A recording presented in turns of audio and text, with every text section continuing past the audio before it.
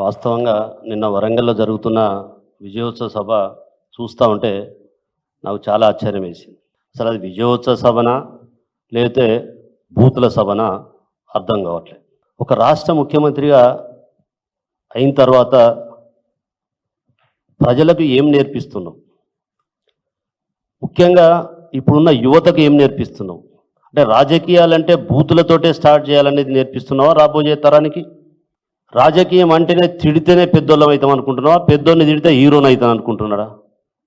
నిన్న చెప్పిన విజయోత్సవ సభలో అసలు ఏం విజయం సాధించినామని సభ పెడుతున్నావు?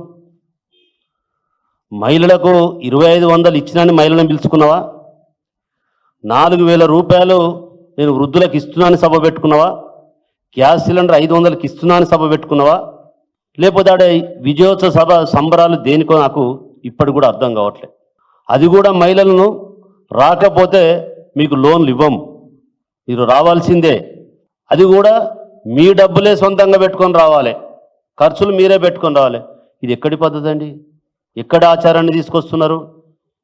ఇవాళ మనం సాధించుకున్న తెలంగాణను ఎటు తీసుకుపోదలుచుకున్నారు? నేను అడుగుతున్నా, మేము చేసుకున్నాం దశాబ్ది ఉత్సవాలు, 22 రోజులు చేస్తే గ్రామాలలో పండుగ వాతావరణం, కోలాటాలు, డ్యాన్సులు, బతుకమ్మలు, బోనాలు, చెరువు కట్టల మీద గొర్రె పిల్లలను కోసుకొని గ్రామం మొత్తం సంబరాలు చేసుకున్నాం. 22 రోజులు కాదు, మేము ఇంకా నెల రోజులు చెప్తే కూడా అయిపోని సంబరాలు ఉండే. అప్పుడు గ్రామాలు ఏ విధంగా అభివృద్ధి చెందినాయి, ఎవరింటి ముందు ఏం అభివృద్ధి జరిగింది, గ్రామంలో ఏ విధంగా చేశాం, సంబరాలు చేసుకుంటే ప్రజలు సంతోషంగా చేసుకున్నారు. నీ విజయోత్సవం ఏంది? అదేదో మేమిచ్చిన వాటికి నువ్వు శిలాపలకాలు తీసి కొత్త శిలాపలకాలు పెట్టుడు విజయోత్సవమా? మేము కంప్లీట్ చేసిన దానికి రంగేసి ఓపెనింగ్ చేస్తే విజయోత్సవమా?